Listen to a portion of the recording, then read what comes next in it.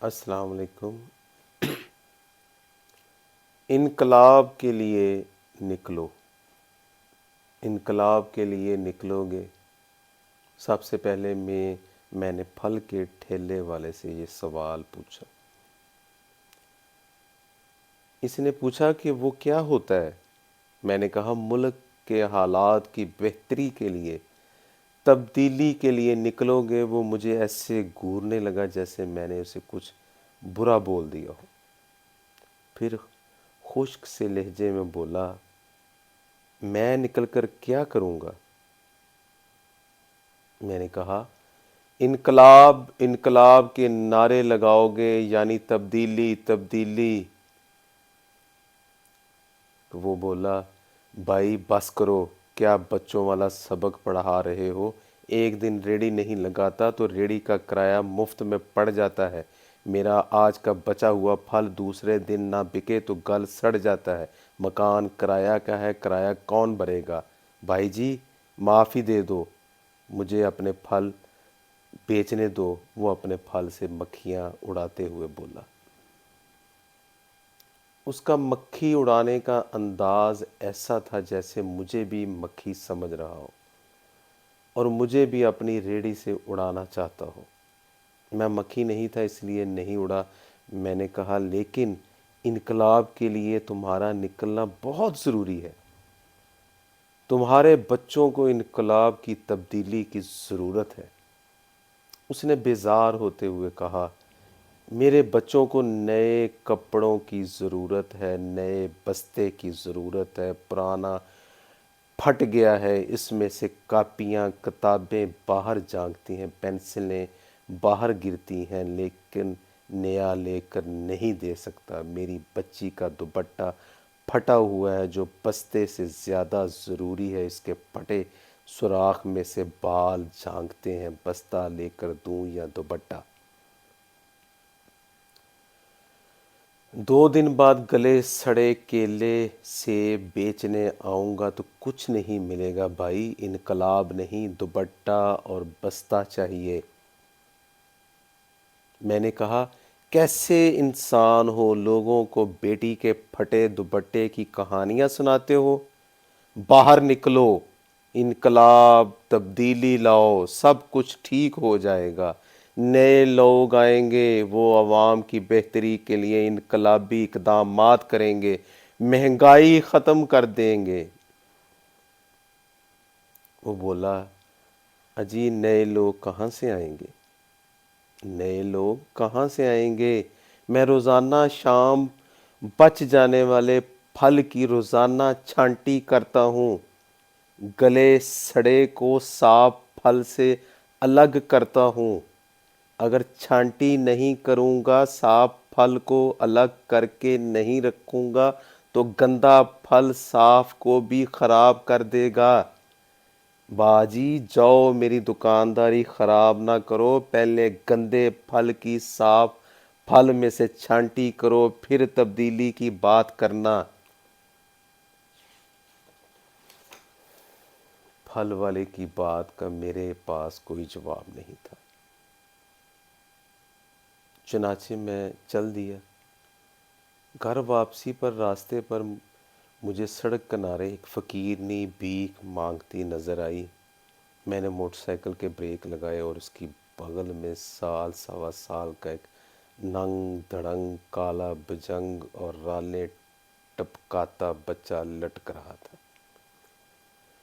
مجھے رکتا دیکھ کر وہ لپک کر میرے سامنے آئی۔ رالیں ٹپکاتا بچہ اس نے میرے سامنے کرتے ہوئے سوال کیا، وے بابو اللہ دے ناں تے کچھ تے دے جا، روٹی کھانی ہے؟ میں نے 10 کا نوٹ نکالا اور کہا مجھے تم سے کچھ پوچھنا ہے۔ 10 روپے میں اور دوں گا۔ اس نے مجھ سے نوٹ چپٹ لیا اور بولی، پوچھ وے بابو، کی پوچھنا ہے؟ میں نے کہا مجھے یقین ہے تیرے خون سے ضرور انقلاب آئے گا۔ کیا تم کو انقلاب کی ضرورت ہے؟ مطلب تبدیلی کی ضرورت ہے؟ میرے سوال کو سن کر وہ سہم گئی اور 2 قدم پیچھے ہٹ گئی۔ جیسے میں نے اس کا خون نکالنے لگا ہوں۔ بولی، وے بابو میرے خون نو کی کرنا ہے؟ کس دے نال خون تبدیلی کرنی ہے؟ میں نے کہا، پاگل عورت، تیرے خون کا میں نے کچھ نہیں کرنا، اس قوم کو تیرے خون کی ضرورت ہے، مطلب انقلاب کے لیے خون کی ضرورت ہے۔ پھر میں نے اس کو آسان الفاظ میں سمجھاتے ہوئے کہا، اس وطن کو تبدیلی کی ضرورت ہے، یہ بادشاہ ظالم ہیں، نئے بادشاہ آئیں گے تو تیرے حالات بدل جائیں گے، تو بھیک مانگنا چھوڑ دے گی، تم کو بھیک مانگنے کی ضرورت نہیں ہوگی، یہ تیرا بچہ سکول جائے گا، تو اچھے اچھے کپڑے پہنے گی، نئے بادشاہ رحم دل ہوں گے، لوڈ شیڈنگ ختم ہو جائے گی، کاروبار ترقی کریں گے، بس تم کو گھر سے نکلنا ہوگا، انقلاب انقلاب کے نعرے لگانے ہوں گے، اپنے جیسے سب فقیروں کو ساتھ ملا کر جلوس نکالنا ہوگا، گولی لاٹھی کی سرکار نہیں چلے گی، نہیں چلے گی، ظلم کی یہ تلوار نہیں چلے گی، نہیں چلے گی، بس اتنا سا کام ہوگا، یہ بادشاہ بھاگ جائیں گے، نئے بادشاہ آ جائیں گے۔ فقیرنی بولی، بابو یہ لے اپنا 10 کا نوٹ۔ اس نے تھیلی سے میرا دیا ہوا نوٹ مجھے واپس کرتے ہوئے کہا، جا میرے ویر، اس سے ٹھنڈا پانی پی لینا، میری طرف سے، گرمی نے تیری مت مار دی ہے، دندے کا وقت خراب نہ کر، میرا سائیں گھر میں میرا انتظار کر رہا ہے، وہ پہلے ہی کہتا ہے کہ چھیمو تو فضول پھرنے لگی ہے، اس لیے کمائی کم ہو گئی ہے۔ میں مانگنے والی بادشاہوں کو کیسے ہٹا سکتی ہوں؟ ایک سپاہی آ جائے تو ہم سب فقیر ادھر ادھر چھپ جاتے ہیں، اگر جان بچا کر نہ بھاگیں تو وہ ہاتھ میں پکڑے ڈنڈے سے پیٹتا ہے، کہتا ہے بھیک مانگنے والوں کو پکڑنے کا آرڈر ہے۔ بابو، ہم سپاہی کے ڈنڈے سے ڈرنے والے بادشاہوں کا کیا بگاڑ لیں گے؟ جا میرا ویر، اپنا کام کر۔ میں کچھ مایوس سا ہو گیا تھا، میں نے اندازہ لگایا کہ میں اب تک بالکل ان پڑھ بے شعور لوگوں سے انقلاب جیسے فلسفیانہ بات کرتا رہا تھا، بھلا گدا گروں پھل فروشوں کو انقلاب جیسی نعمت کا کیا پتہ؟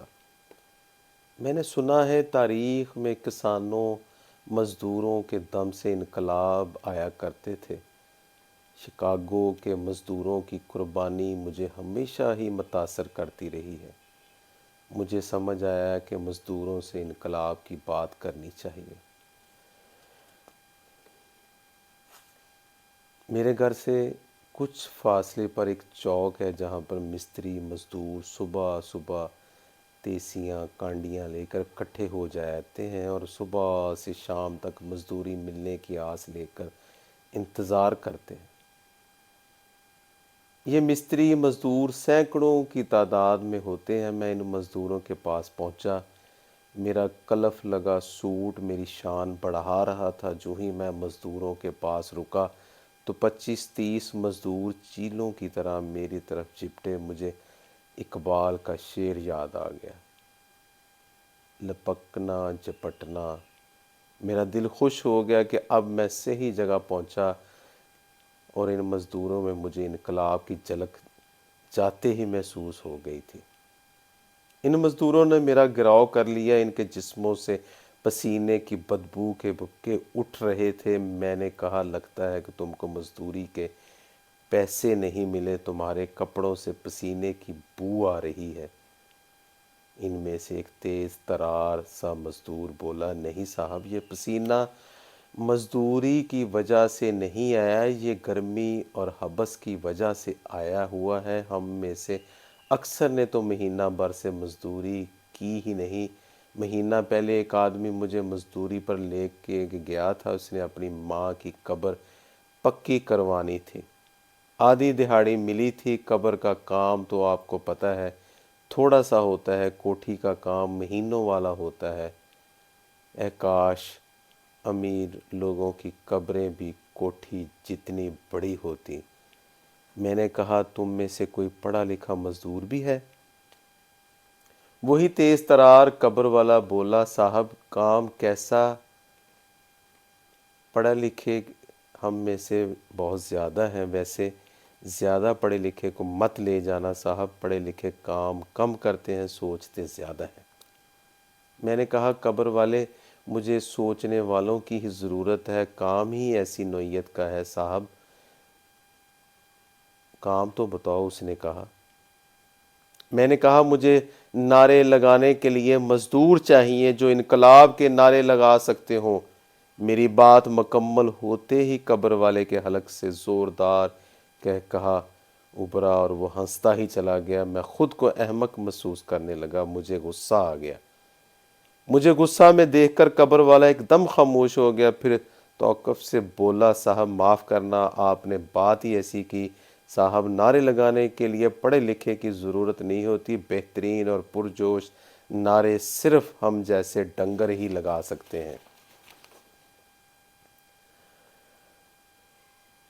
ہمارا نعرہ لگانے کا تجربہ بہت ہے، میں تو پرویز الہی کے دور سے نعرے لگا رہا ہوں۔ جب مشرف آیا کرتا تھا تو ہمیں لے جایا کرتے تھے، وہ بھی کیا دن تھے صاحب، 300 دہاڑی کے ساتھ بریانی کے پیکٹ بھی ملتے تھے۔ ہمارا لیڈر پرویز مشرف، پرویز الہی ہمارا سپاہی، 100 بار پرویز مشرف۔ صاحب مجھے تو ڈھول کی تاب پر دمال ڈال کر نعرے لگانے کا بھی تجربہ ہے۔ ابھی آپ بولو کس کے حق میں نعرے لگوانے ہیں؟ قبر والے کی بات بہت مایوس کن تھی۔ میرے چہرے پر مایوسی کے تاثرات دیکھ کر وہ بولا، صاحب کئی دن سے مزدوری نہیں ملی، گھر میں فاقے ہیں، ماں بھی بیمار ہے، ہم آپ کا دل خوش کر دیں گے، ایک بار لے جا کر تو دیکھو۔ میں نمونہ دیتا ہوں۔ اس کے بعد اس نے اپنا ہاتھ منہ پر بمبو سا بنا کر رکھا اور گلا پھاڑ پھاڑ کر نعرے لگانے لگا، انقلاب زندہ باد، انقلاب آوے آوے، ساڈا شیر انقلاب ہے۔ وہ کمبخت انقلاب کو بھی کوئی لیڈر سمجھ رہا تھا۔ میں نے 100 روپے کا نوٹ نکال کر اس کی مٹھی میں دی اور چلنے لگا۔ وہ پھر لپک کر میرے راستے میں آ گیا اور بولا، صاحب اتنا بتا دو، دہاڑی پر یا ٹھیکے پر؟ کچھ ادھار بھی کر لوں گا۔